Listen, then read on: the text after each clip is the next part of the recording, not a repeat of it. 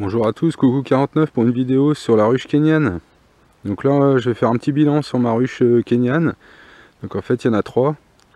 Donc j'en ai qu'une qui repart en activité vraiment bien. Les autres en fait elles ont fait que des sémées l'année dernière. Donc là je suis à ma 3e année d'essai sur la ruche kényane. Donc en fait la première année j'ai eu 3 essaims que j'ai récupérés chez un voisin un petit peu plus loin. Donc elles sont super bien développées, je vous ferai voir des photos et tout, du développement 9, 10, sur la première là-bas 12, 13 barrettes de complètes.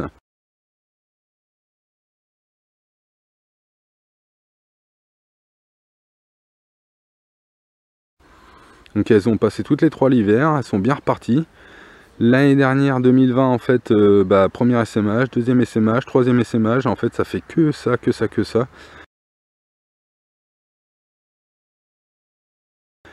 J'en ai ouvert une, là on va regarder sur les alvéoles.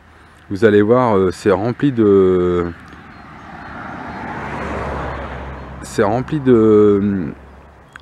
de rennes. Donc en fait la ruche kényane c'est super intéressant, ça m'a fait vachement avancer. Donc j'ai construit tout moi-même, donc tous les pieds, le corps, les grilles, tout. Et en fait ça m'a fait vachement avancer parce que j'ai compris vraiment que là en fait chez nous elles veulent monter, elles veulent pas s'allonger.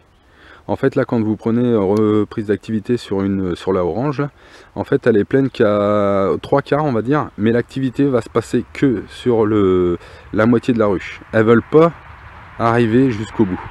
Et en fait ça c'est vraiment un problème. Donc ça j'avais mis ça en place parce que j'avais vu ruche écologique et tout ça et je voulais quand même tester.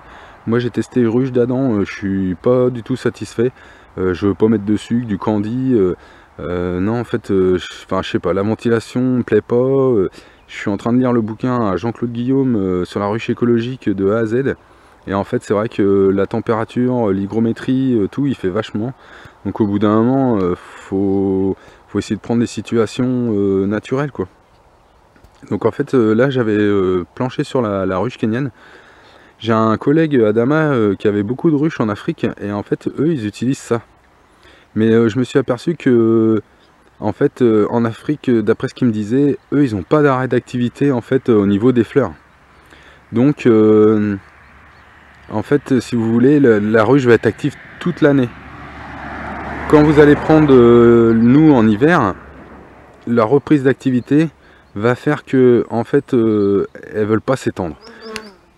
Je pense que en fait le fait en Afrique d'enlever tout le temps au fur et à mesure des barrettes et des barrettes font qu'elles reconstruisent et du coup en fait il va pas y avoir ce problème d'essaimage. Donc là on va faire le tour, on va aller voir la deuxième, celle qui est au milieu, pour que je vous fasse voir un peu ce que ça donne dedans.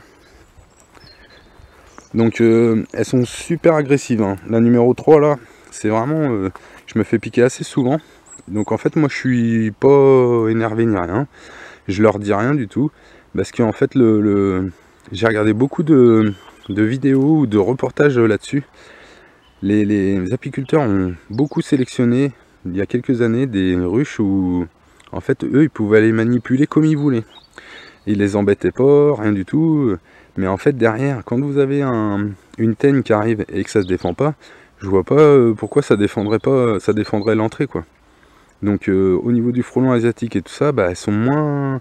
La numéro 3 est moins embêtée. Dès qu'il y a un frelon qui arrive, on a des sorties d'abeilles, mais par dizaines, par centaines quoi, des milles. Et en fait, du coup, elles sont pas plus embêtées que ça. Donc moi je m'en occupe, hein, raquette de badminton et puis je les dégomme. Donc là vous voyez, donc la construction normale d'une kényane avec les barrettes et tout. Donc là, comme vous pouvez le voir, cellule royale. 1, 2, 3. Il y en a une autre de l'autre côté, 4. Donc en fait, ça favorise l'essaimage. Vous voyez, quand on voit la construction, on se dit mais c'est génial qu'on a tout gagné. Et en fait non, c'est pas gagné du tout. Donc c'est vrai que en fait là cette année je passe en ruche écologique, mais en essayant de monter un peu style varé, que je vais faire moi-même. en même temps, je vais réessayer autre chose. Je vous mettrai une photo. Je vais essayer une Kenyan, coupe à la moitié. Mais un peu le système de la dadan en montant. Faut que j'essaye ça parce que je sais pas, ça me tanne, donc faut que j'essaye. Moi j'aime bien essayer plein de choses. Quand on vous dit oui ça marche, ça marche pas, et ben ça marche pas. Il y a quelques années tout le monde allait vous croire. Et en fait aujourd'hui non, moi j'essaye. Je me dis on n'est pas plus bête que d'autres et en fait faut essayer. Et en fait en même temps l'essai vous fera progresser. Moi j'aurais pas essayé la ruche kenyane, je me serais pas rendu compte que vraiment en fait elles veulent monter. Donc elles veulent monter, ça c'est, je pense pas qu'elles veulent monter, en fait elles veulent descendre. Donc souvent quand on voit je sais pas, je vais vous dire j'ai un voisin qui a un tronc et en fait on s'est aperçu que dans le tronc et ben en fait elles sont à mi-hauteur et elles redescendent la grappe. En fait elles étendent leur cire jusqu'en bas. Donc en fait, elles arrivent bien d'un point haut pour descendre vers un point bas. Donc la ruche d'Adam, en montant, et ben en fait, je suis pas sûr que vous favorisez le bien-être de l'abeille.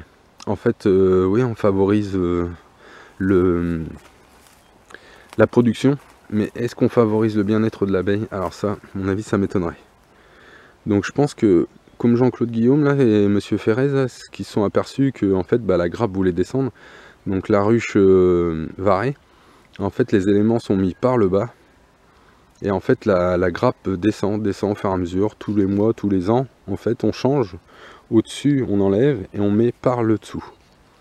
Et en même temps, une bonne ventilation, ça il en parle souvent, et en fait je me suis rendu compte que des fois dans la ruche kenyane, là, il n'y avait pas trop de ventilation, et en fait il y avait j'ai des vitres en plexiglas, je vais vous faire voir.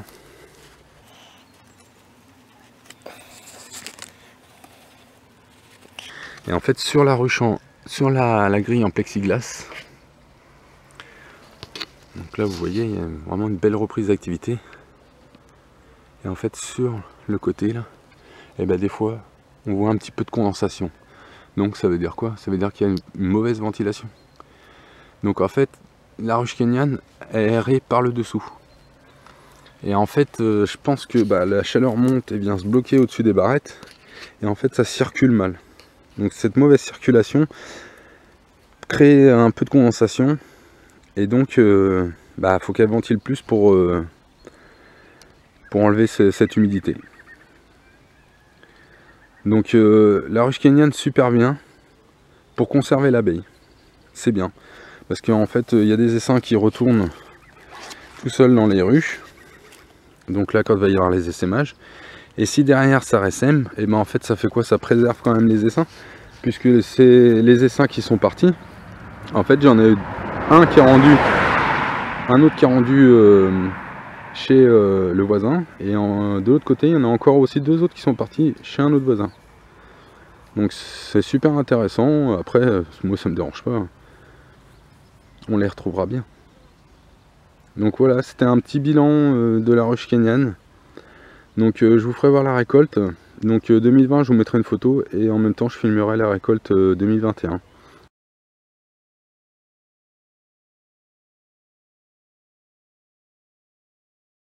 Donc sur la numéro 3, parce que les autres du coup en fait elles sont fait piller dès qu'elles sont parties, qu'elles ont fait que d'essaimer, elles ont fait quoi? Elles ont vidé les ruches. Il y a d'autres abeilles qui sont venues et elles sont servies. Merci à tous.